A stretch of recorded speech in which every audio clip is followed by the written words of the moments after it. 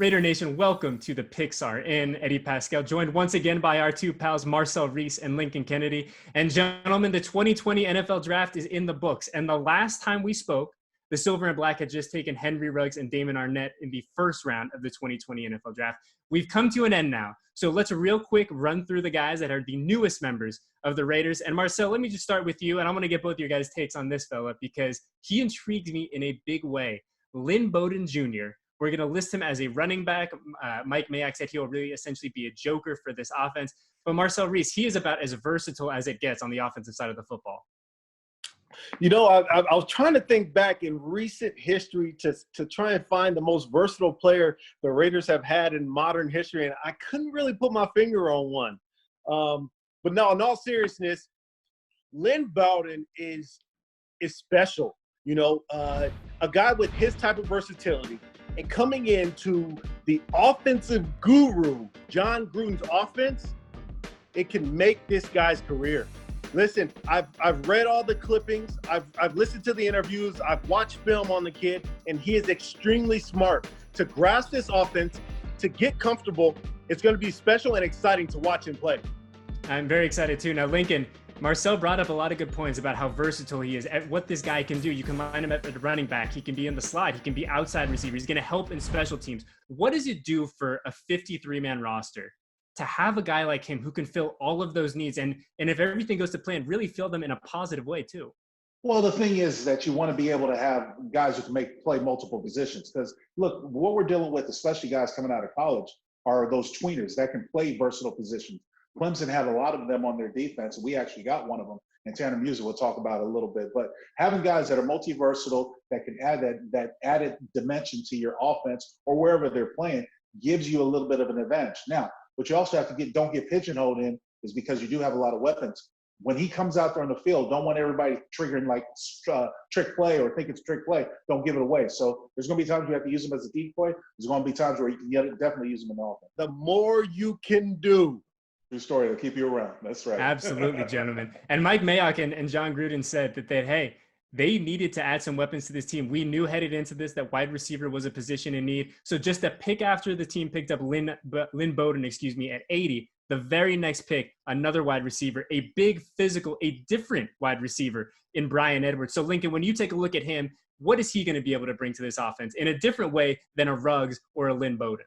Well, you've got size, 6'3", and look, he had a first-round grade until getting that foot injury that kind of set him back. So this is where you draft with great value. When someone has as high of a grade in the scouts and the professional's mind, and then they fall to this position, this is when you get the best out of them. So I think it's a great add for the offense. More importantly, it's one of those big receivers you can go up and get the ball at high points. Absolutely. And Marcel, the next up at pick number 100, a nice, even, pretty number, a guy that I know you liked a lot, Tanner Muse, a linebacker, listed as a safety, but he's going to play linebacker for this team coming out of Clemson. When you take a look at him and the totality of what he is going to bring to Paul Guenther's defense, what stands out to you? Listen, it sounds a little bit cliche, and I've already mentioned it earlier today. The more you can do. Tanner Muse is very interesting player in this draft. Listen, I wouldn't pigeonhole him into linebacker or safety. I think he's going to have a ton of versatility, bring a ton of versatility to this defense. You can see he's going to be able to play in the box. He's going to be able to be in coverage. And when you're in the division and conference that we're in, you have to have that type of versatility when it comes to your defense. All of a sudden, 5 wide, he doesn't have to come off the field. He can stay on the field for your defense. He's not afraid to hit. He is going to be a special player. He's going to be able to provide some production on special teams as well. And these are the things you look at when you start to build a team. You know, he said he was going to be a special teams war daddy, which was music to my ears. I love that. As a guy who loves teams and wants to give these guys a little more respect, because people forget about special teams more than they should. So to hear this young guy come in and say, hey, I'm going to contribute immediately on special teams, that was music to my ears. And gentlemen, the last time we talked, I said that, hey, if I'm building out my wish list of things that I want on day 2 and day 3 of the draft, I want a little help on that interior line. And Big Lincoln, we got that in a big way with a big John Simpson, a guard coming out of Clemson. Twofold. One, what do you think he's going to bring to the table in 2020 and beyond? But how beneficial is it that he's going to now have a chance to learn from guys like Richie Incognito, Gabe Jackson, and Denzel Good as well? Well, it wasn't a glaring priority, but coming into this draft, you figured that you have to get a little bit younger in the interior of the offensive line. I think they addressed that today, and it's still a work in progress. Look, the fact is that, Incognito, he's a good, powerful player. The Raiders have him on extension, but he's probably on his way out after a year or so. So you got to get guys in that you can train and draft well. I like the Simpson pickup. He's a road grader. Still needs to work a little bit on his footwork as far as quick defensive lineman that he's going to see in the National Football League, but that'll come with reps. Look, and that's no shot at Richie Incognito either. He's 36 going on 37. He's had an incredible career, and he played outstanding for this team last year. But as we know, Lincoln, father time undefeated, as they say. Sure. And so, Marcel, we wrap up the draft with Amik Robertson, a corner at Louisiana Tech. And when we were kind of doing our research on him after the pick came through, multiple people, very well-respected people in the football world, had him graded out as the best nickel corner in this draft.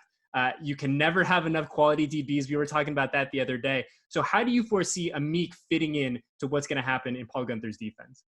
I think he's going to be phenomenal. I mean, this defense has gone over a true overhaul between free agency and the draft, and it is going to be special, especially with Rob Marinelli coming into the picture and being able to put his fingerprint on this defense. Listen, Amik Robertson is fast. He has great ball instincts, and he never backed down from any receivers this year. And that was special to watch. When I saw his film and I saw his highlights, he was making plays on the ball. And that's special to see from young DBs.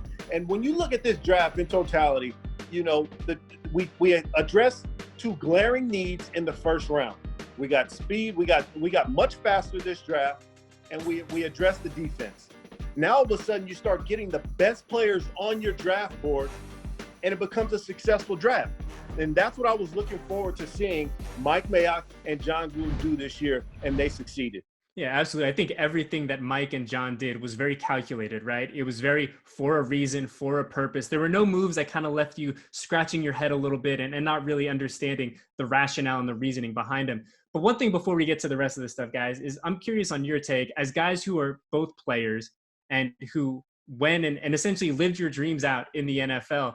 There was a moment right at the end of the draft where Amik Robertson, and you can check the video out on Raiders.com, where he got the call from head coach John Gruden telling him he was going to be the newest member of the Raiders. And the raw emotion that this young guy had, that just came out. I mean, Lincoln, that's really what this is about, right? I mean, it's fun to break these guys down and talk about what they're going to be on film and how they're going to schematically fit. But at the end of the day, these are young guys getting to live out their dream. And I don't know if it gets any better than that, especially right now. Everybody that plays sports has a level of pride. And in order to be successful, you have to master that level of pride. When you play college football, your dream is to go to the National Football League. Your dream is to get that phone call that a team wants you. And it's just raw emotion when you see a guy break down because he knows he has an opportunity. He might feel slighted by the fact that he wasn't picked earlier, he wasn't picked by other teams. He might feel the pressure where I'm going to show them and I'm going to go out there and show that I belong on this team. And that's the type of hunger and the type of drive that you want out of your newcomers. Because let's face it, guys, when you're drafted in the fourth round and on, it's not always a gimme that you're going to make the team. Most scouts don't want to waste their picks, but it's not a gimme. You still have to go out there and earn that spot. That first, that second, and that third round, those picks are probably likely going to make the roster no matter how poorly or where they at. But after that, it's a big toss-up, and you have to go out and earn it.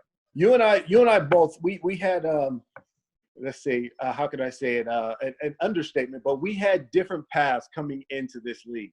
And as an undrafted free agent, it wasn't an easy route.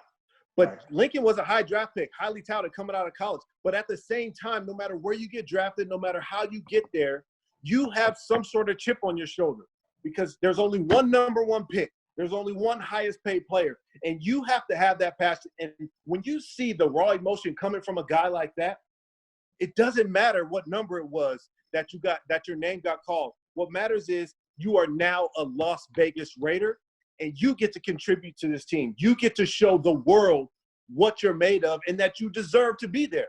And I love to see that raw emotion because that means he is not taking this opportunity for granted. He's going to come into that building ready to play, ready to compete, and ready to fight and contribute to this team. Yeah, because at the end of the day, these guys, Marcel, it doesn't matter. Like you said, if you're the first pick in the draft, if you're the last pick, you're in UDFA, whatever it is, these guys are now in the position where they control their own destiny. But guys, I want to ask you guys something, because you obviously have known and forgot more football than I will ever know in my entire life. But looking at this draft class in its totality, a lot of weapons for Derek Carr, a lot of weapons. And I'm curious, in 2020, and this might be a question that's probably better asked in a couple months when we get to camp and we have a better idea of what things really look like. But do you anticipate with these new toys like Lynn Bowden, Henry Ruggs, Brian Edwards, do you think that philosophically the Raiders offense will change in 2020? Or if we're going to see a lot of what we saw last year, just with different and hopefully a higher level of production and personnel? Marcel, I'll go with you first. I'm going to tell you like this, from a offensive player, but Link and I are both an offensive player, but from an offensive playmaker myself and a skill player, I don't think it's going to change. Listen, no matter what toys come in, this is still John Gruden. This is John Gruden's offense. We're not going to see it change. We're going to see it expand. I can tell you right now, he is smiling ear to ear, and he's going to be smiling from now all the way to February in the Super Bowl, because listen, John Gruden is going to be able to open up his playbook and have a ball this season. It is going to be fun for him, because listen, you're not going to have the conversation of where are we going to find speed, where are we going to find big targets, who's going to go up and get it. Listen, take your pick, guys. We have all the toys there. Line them up and let them go have fun. I'll say this: during the good years, I had it really good. As a skilled player, and I'll throw myself in there myself. I had the privilege of playing along greats like Jerry Rice, Tim Brown, Jerry Porter, Charlie Garner. I mean, the list goes on and on. I recall several times Rich Gannon walking off the field, yelling to these guys because everybody wanted their catches, everybody wanted their touches. There's only one football. So I'll say this: Gruden is going to have an idea of getting the ball to everyone, utilize all his weapons. But Derek Carr has to execute it.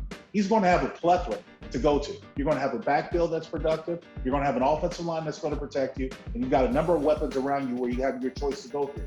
Now, you just have to be smart about it. Yeah, and I guess if you're a quarterback too, I don't know if it's a good problem to have if you got too many good receivers. I would think that. I'm certainly no football mastermind, but I think that's a good problem to have. Absolutely a good problem to have, because listen, it's not going to be about the number on the front of the jersey or the name of the back of the jersey. This is about the Raider shield that's on the side of your helmet. Now, when you get into those meeting rooms, it's not about, who's at each position. This is about the actual play. This is about the scheme of things. This game is about matchups. And John Gruden is going to put these guys in the perfect position to make plays. And all Derek Carr is going to have to do is read the play and throw an accurate ball, which he always does. Yeah, I mean, it's time to go, man. The beauty of this point of the year, everyone wants to be sitting here at the end of the draft saying, hey, I think we got better over the past 72 hours. And I think we can unequivocally say that is the case for the 2020 Las Vegas Raiders. They are a better team. They have a better roster now than when this began on Thursday night. And man, I'm excited. I'm geared up for football. And I don't know if any of us know when that's going to happen, what it's going to look like in 2020. But gosh, man, I'm ready to go. And this was a lot of fun. Guys, I wish we could do this together in person, but obviously the times are what they are. But I want to thank you each for coming and hanging out with us. And hopefully it doesn't take another draft for us to get together and do this again. So let's have a good time. And hopefully, like I said, this is the first of many that we do in this little adventure. Go Raiders. Go Raiders, you know it. This has been brought to you by Twitch, the official live streaming service of the Las Vegas Raiders.